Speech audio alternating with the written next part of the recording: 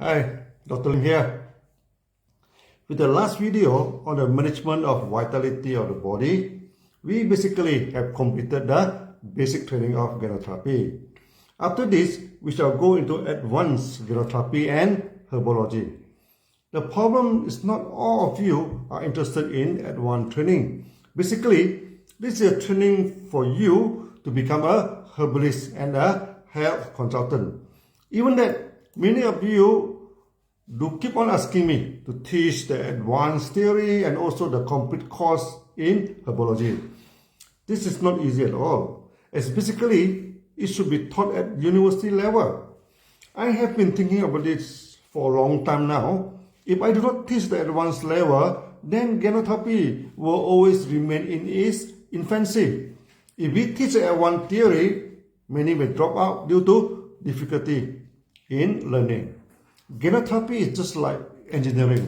The basic principle is simple, but the advanced application is not easy. But I decided to continue the teaching of advanced ganotherapy. I shall divide the teaching into a lecture series and a discussion or talk series. The lecture series is basically strict training. You may or you may not understand it, and you may have to read it or watch a video over and over again to understand it.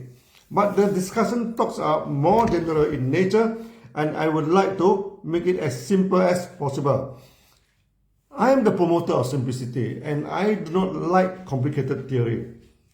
Actually, over the years, I have simplified the teaching of herbs, so hopefully many of you who love to become herbalists would like the future lecture series. All the while, Dr. Savera is helping me to set up the online university for the future teaching of herbs and some other important teaching like the sunya and some other skills. We actually set up a proper website to set up the formal teaching. For in future, I shall upload the video in the formal website and set up a link here, that all of you who are interested can go there to study the formal lecture.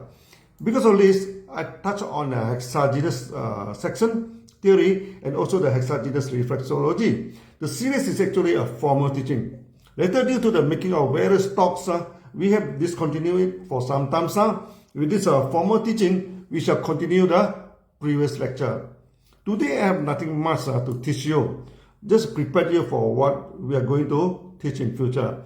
I'm going to lecture on herbs using the ancient text Sanghanlun, or the discussion of harmful disease as teaching text for herbs. You may wonder, now is a modern time. Why should you using the text that are written almost 2000 years ago? The reason is very simple. This is the first formal herbal books written in Chinese. Since it is the first book, the theory adopted are very basic and easier to understand. The book still exists today and is learned thoroughly in today's traditional Chinese medicine. The herbal formulas are still widely applied.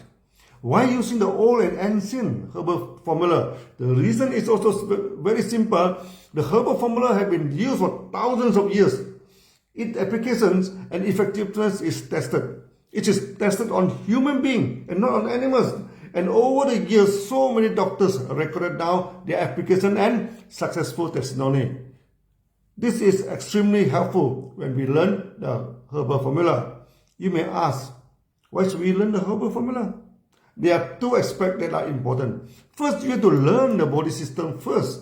Without understanding the body system, you cannot apply the herbal formula. In this way, we can teach the body system in a systematic way.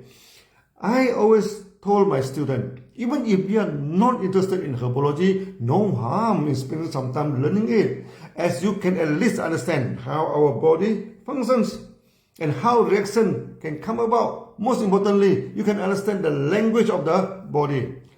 Other than learning the body language and body system, you learn about herbs.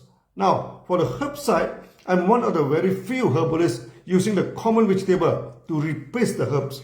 I always joke, my herbal student need not go to the mountain to collect the herbs, but go to the supermarket or veggie market to get all the veggie needed. This is most probably the greatest contribution for me, replacing many ancient herbal formula with modern vegetables. As I told you before, no, my father is a herbalist. The railways beside my house was his pharmacy. Any herbs he needed, he collected along the reserve land of the railways. I will never forget the day I followed him to collect the herbs for the patients. And he, together with my mother and Uncle Chong, always pointed to the herbs that they often use and told me its application. They are the fresh herbalists. And nowadays, this kind of herbalist is like a dinosaur, going extinct soon. I do not want the art dying in my hand. So I revised back the tradition with common vegetable.